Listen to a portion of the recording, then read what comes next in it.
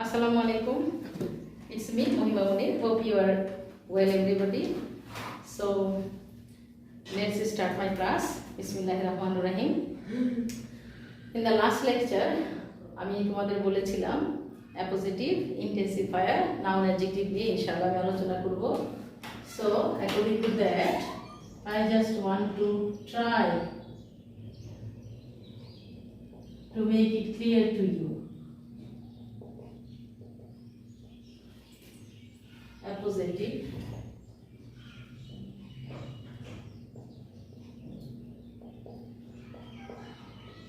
intensifier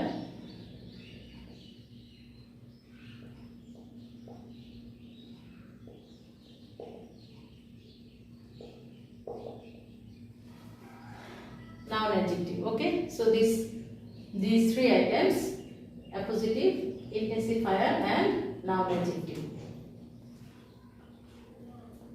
তোমরা লিখে নিতে পারো. You can write down in your copy.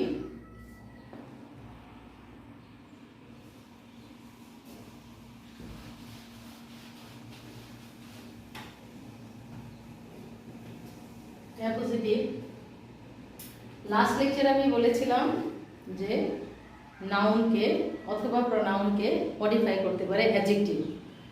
আর এটা হচ্ছে একটা এক্সাম্পল দিলে আরেকটু ক্লিয়ার হয়ে যাবে. যেমন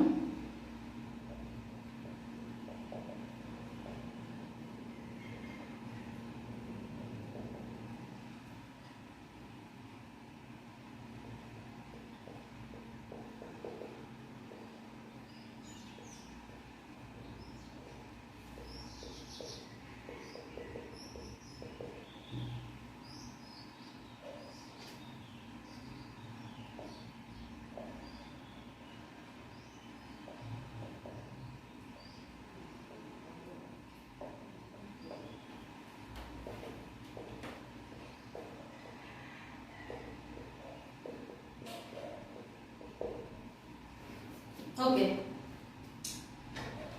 just look at the board. এখানে I have written two sentences. আমি দুটো সেন্টেন্স লিখেছি. Rabindranath, a poet, is a famous novelist, and the second one is Rabindranath is a famous poet. So দেখো এইটা হচ্ছে একটা সেন্টেন্স, ফুল একটা sentence. Rabindranath is a famous poet, only a simple sentence. এখানে বলা হচ্ছে রবীন্দ্রনাথ একজন বিখ্যাত কবি. তাহলে রবীন্দ্রনাথ, শুধু রবীন্দ্রনাথের কয়টা পরিচয় পাচ্ছি? একটি. সে কেমন? সে বিখ্যাত একজন কবি. Only one introduction about Rabindranath. আচ্ছা, আর এই সেন্টেন্সটা দেখো, Rabindranath a poet is a famous nobelist. তাহলে I just want to start from the last sentence, কারণ তোমাদের বুঝতে সুবিধা হবে. রবীন্দ্রনাথ ইটস আ নাউন আর ফেমাস অ্যাডজেক্টিভ. ওকে, তাহলে ফেমাস পোয়েট ফুল যদি একটা ধরি সেটা হচ্ছে আলাদা একটা পার্টস অফ স্পিচ হবে. আর এই সেন্টেন্সটাতে রবীন্দ্রনাথ নাউন আ পোয়েট, এটাও একটা নাউন. আর এখানে যদি আমি ধরি তাহলে এটা হচ্ছে অ্যাডজেক্টিভ. এখন দেখো রবীন্দ্রনাথ কেমন পোয়েট, এটাও একটা নাউন, যেটা আমি লাস্ট লেকচারে বুঝিয়েছিলাম. তাহলে এটা হচ্ছে নাউন রবীন্দ্রনাথ, পোয়েট হচ্ছে নাউন রবীন্দ্রনাথ. তাহলে এই ফেমাসটা হচ্ছে রবীন্দ্রনাথের মডিফায়ার, রবীন্দ্রনাথের পরে বসছে, দ্যাট মিন্স রবীন্দ্রনাথের পোস্ট. আর এই পোয়েটের মডিফায়ার এটা হচ্ছে প্রি, কারণ পোয়েটের পূর্বে বসছে. ওকে, দেন এই সেন্টেন্সটাতে দেখো এখানে শুধুমাত্র একটা ফেমাস, আর এইখানে রবীন্দ্রনাথের কয়টা পরিচয় পাচ্ছি? দুটো. একটা হচ্ছে পোয়েট আর একটা হচ্ছে বিখ্যাত উপন্যাসিক. তাহলে এইখানে যে জিনিসটা সেটা হচ্ছে পোয়েট রবীন্দ্রনাথের একটা পরিচয়, ফেমাস নোবেলিস্ট রবীন্দ্রনাথের একটা পরিচয়. আর তাহলে পার্থক্যটা কি? এখানে শুধু একটা পরিচয় জানা যাচ্ছে যে ফেমাস, সে বিখ্যাত একজন কবি. আর এখানে দুটো পরিচয় পাওয়া যাচ্ছে, একটা হচ্ছে কবি এবং আরেকটা হচ্ছে বিখ্যাত উপন্যাসিক. তাহলে এই নাউনটা, এই পোয়েট ইটস আ নাউন, এই পোয়েট হচ্ছে এই রবীন্দ্রনাথের অ্যাপোজিটিভ. ওকে, তাহলে এই পোয়েটটা কি রবীন্দ্রনাথের অ্যাপোজিটিভ. তাহলে অ্যাপোজিটিভ হওয়ার শর্ত কয়টা? অ্যাপোজিটিভ হওয়ার কন্ডিশন হচ্ছে নাম্বার 1, নাম্বার 1 এটাকে নাউন হতে হবে, নাউন হতে হবে। নাম্বার 2 অন্য একটি নাউনকে, অন্য একটি নাউনের, অন্য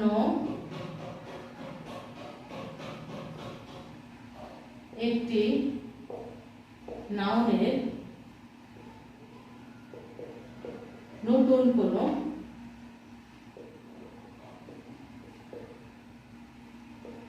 পরিচয় হতে হবে, অথবা একটি নাউন হয়ে অন্য একটি নাউন সম্পর্কে তথ্য প্রদান করবে। একটি নাউন হয়ে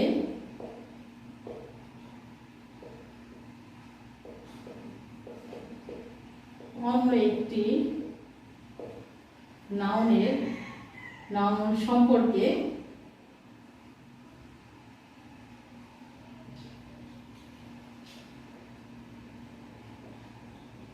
তথ্য প্রদান করবে অথবা তথ্য দিবে, সহজ ভাষায় বলা যায়।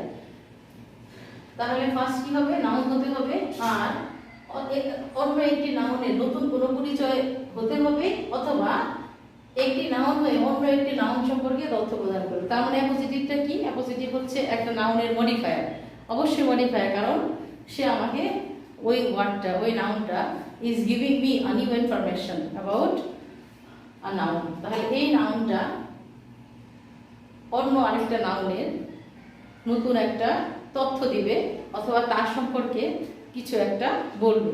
তাহলে অ্যাপোজিটিভ মানে কি বোঝাচ্ছি, কি বুঝতে পারছি আমরা? অ্যাপোজিটিভ মানে আমরা বুঝতে পারছি একটি নাউন হয়ে অন্য একটি নাউন সম্পর্কে তথ্য প্রদান করা।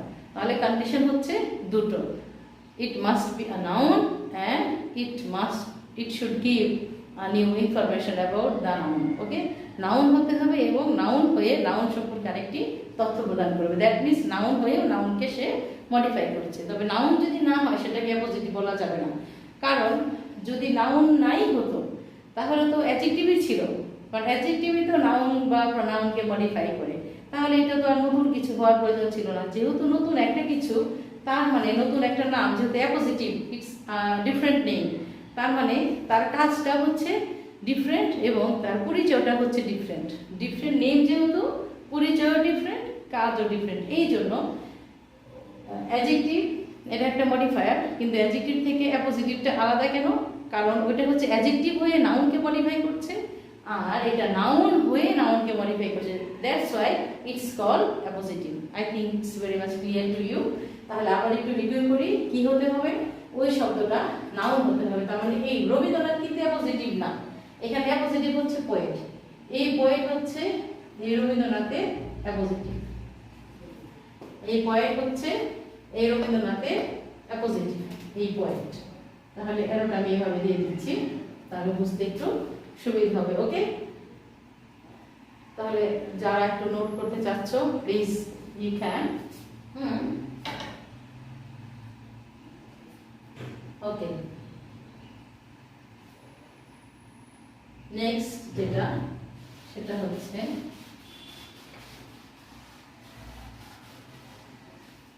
নাম্বার 2,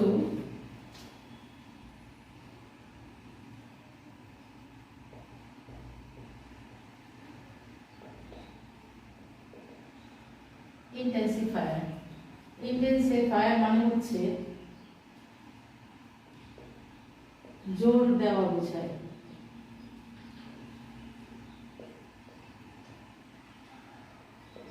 দ্যাট মিনস আমি যদি বলি he is a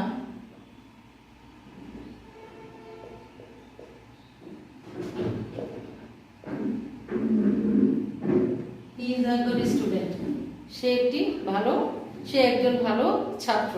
তাহলে এইখানে গুডটাকে জোর দেওয়ার জন্য ভেরি, ভেরি মানে এখানে বোঝাচ্ছে খুব। তাহলে খুবটা কাকে জোর দিচ্ছে? খুবটা গুডটাকে জোর দিচ্ছে। এই জন্য এটাকে বলা হয় ইন্টেন্সিফায়ার। ইন্টেন্সিফায়ার, ওকে। তবে ইন্টেন্সিফায়ারটা কি হবে? এটা একটা কি? এটা একটা অ্যাডভার্ব। এটা একটা অ্যাডভার্ব। তাহলে ইন্টেন্সিফায়ার সবসময় সবগুলাই কি হবে, অ্যাডভার্ব হবে। তাহলে আমরা কি দেখতে পাচ্ছি, he is a very good student. তাহলে যে শব্দ দ্বারা আমরা কোনো কিছুকে বেশি পরিমাণে বোঝাই, জোর দেওয়া বোঝায়, সেটাই হচ্ছে ইন্টেন্সিফায়ার। ওকে, লিখে নিতে পারো।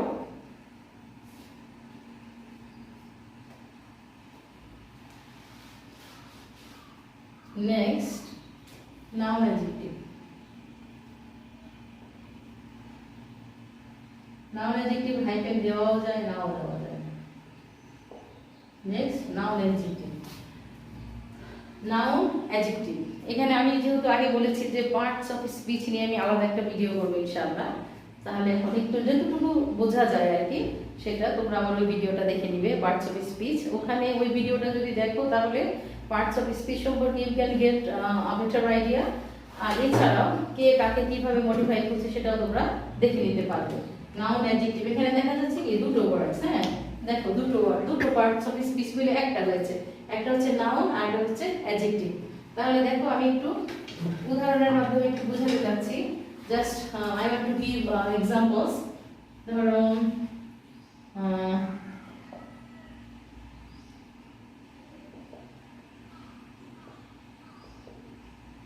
আই লাইক রিভার, এটার বাংলা হচ্ছে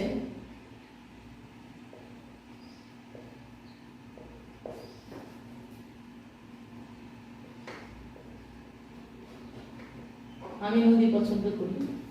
আচ্ছা, let me give the number. I like fish, এটার মানে হচ্ছে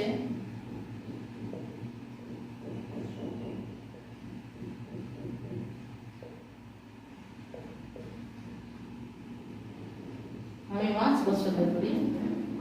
এটা একটু নিচে লেখা দরকার ছিল, সরি, আমি একটু নিচে লিখছি বোঝানোর জন্য সুবিধা হবে।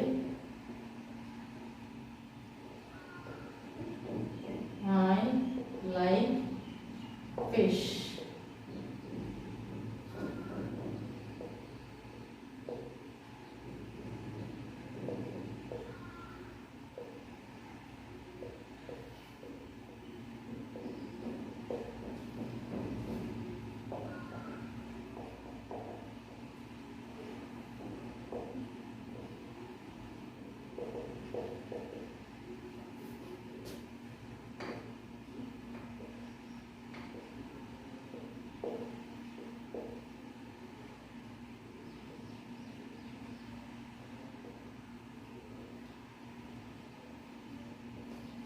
ওকে, দেখো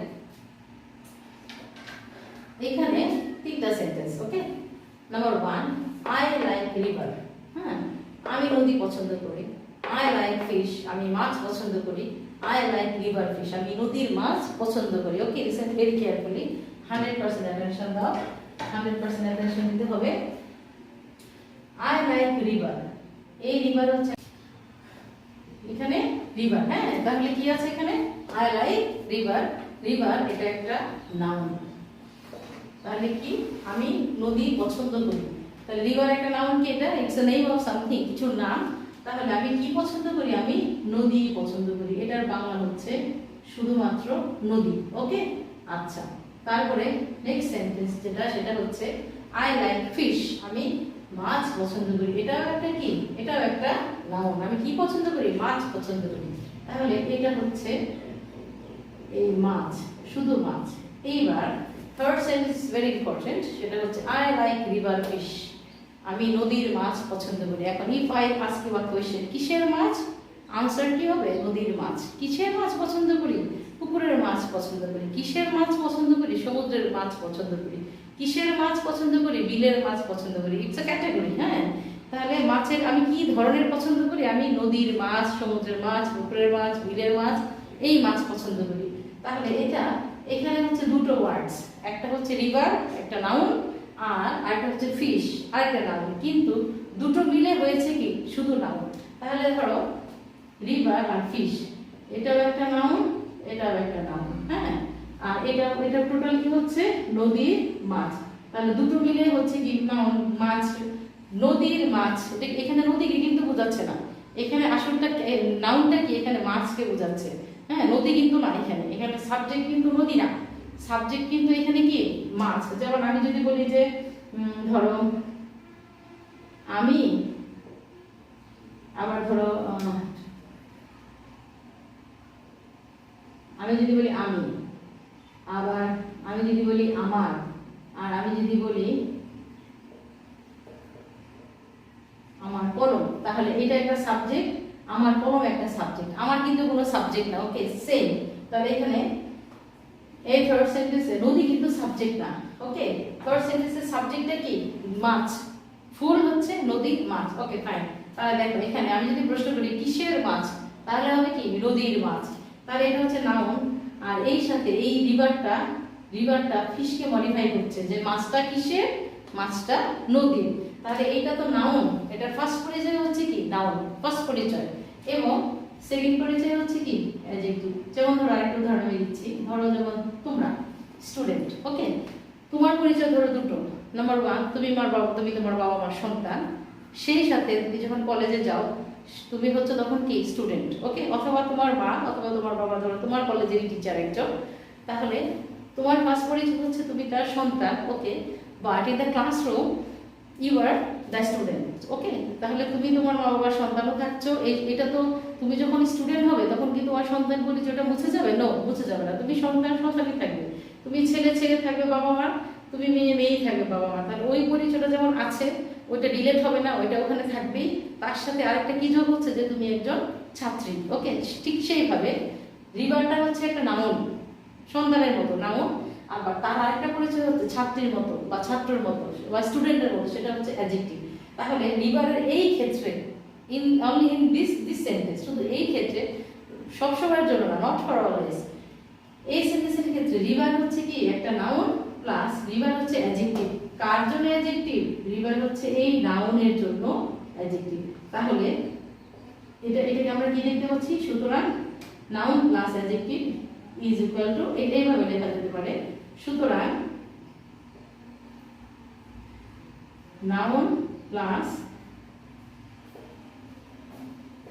adjective is equal to noun adjective. Okay, noun adjective কি দাঁড়াচ্ছে এটা? তাহলে রিভার ফিশের কোনটা? শুধুমাত্র রিভারটা হচ্ছে কি নাউন অ্যাডজেক্টিভ। মানে এটা পরিচয় হচ্ছে দুটো, একটা হচ্ছে নাউন আর একটা হচ্ছে adjective. I think it's very much clear to you. তাহলে আমি আবার একটু রিভিউ করে দেই, just look at the board. কি হচ্ছে? আই লাইক রিভার হচ্ছে কি একটা নাউন। ওকে ফাইন, এটা জানি যে নাউন। আই লাইক ফিশ, এটাও একটা noun. But in the sentence, this sentence, এখানে আই লাইক রিভার ফিশটা কিসের? ফিশটা নদীর। এখানে রিভারটা একটা নাউন হওয়া সত্ত্বেও এই ফিশ আরেকটি নাউনকে সে মডিফাই করছে এই ক্ষেত্রে, এই সেন্টেন্স। এই জন্য রিভারটা তো নাউন ছিলই, সে নাউন থাকবে সবসময়। বাট এই সেন্টেন্সের জন্য তার আরেকটা আমরা নতুন পরিচয় পেলাম। সেটা কি পরিচয় পেলাম? সেটা হচ্ছে সে একটা মডিফায়ার, তার মানে কি অ্যাডজেক্টিভ। কার অ্যাডজেক্টিভ? ফিশ এর অ্যাডজেক্টিভ। এটা একটা নাউন। এই জন্য রিভারের হচ্ছে 2 in 1। রিভারের পরিচয় কয়টা? দুটো। রিভারের পরিচয় মোট এখানে দুটো, একটা হচ্ছে নাউন আর একটা হচ্ছে অ্যাডজেক্টিভ। তাহলে এক কথা আমরা কি বলতে পারি? Noun adjective. এই জন্য যখন মডিফায়ারের কোয়েশ্চেন আমরা দেখতে পাবো যে নাউন অ্যাডজেক্টিভ দিয়ে মডিফাই করতে হবে, তাহলে সেটা অবশ্যই নাউনকেই করতে হবে। তাহলে আমাদের এমন একটা ওয়ার্ডকে সিলেক্ট করতে হবে যেটার ফার্স্ট কন্ডিশন হচ্ছে কি হবে? নাউন হবে। আর একই সাথে সে নাউন হয়ে আরেকটা নাউনকে সে মডিফাই করবে, তখন তার পরিচয় হয়ে যাবে কি নাউন অ্যাডজেক্টিভ। তোমরা একটু উঠিয়ে নিতে পারো,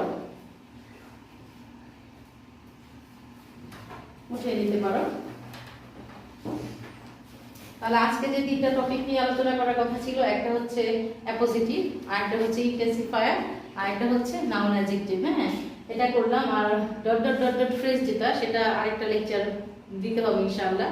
আর যখন আমার পার্টস অফ স্পিচের ভিডিওটা যদি তোমরা দেখো, তাহলে আই হোপ ইনশাআল্লাহ এটা তোমাদের কাছে আরো বেশি ক্লিয়ার হয়ে যাবে। কারণ মডিফায়ারের আগের স্টেপ হচ্ছে পার্টস অফ স্পিচ। হ্যাঁ, সেটার জন্য আলাদা একটা ভিডিও। এটা মানে একটা ধারাবাহিকতা আছে, যে তুমি এটা না বুঝলে ওটা পারবে না। ধরো তুমি যদি এ পি এল ই এগুলো লিখতে না পারো, তাহলে যেমন তুমি অ্যাপেল লিখতে পারবে না, অথবা স্বরেও ম আকার ঋষিকার সম্পর্কে তোমার আইডিয়া, ডমিনেন্ট আইডিয়া যদি না থাকে, তাহলে তুমি আম লিখতে পারবে না, কল না লিখতে পারলে, আকার না জানে কলা লিখতে পারবে না। সেইভাবে মডিফায়ারের একটা সিকোয়েন্স হচ্ছে পার্টস অফ স্পিচ। সো তোমরা আমার পার্টস অফ স্পিচের ভিডিওটা দেখে নেবে। আই হোপ ইনশাআল্লাহ তোমরা বুঝতে পেরেছো। আর যদি কোনো বুঝতে কোনো অসুবিধা হয়ে থাকে তাহলে আমাকে প্লিজ কমেন্টে জানাবে, অথবা আমার ইনবক্সে মেসেজ করতে পারো।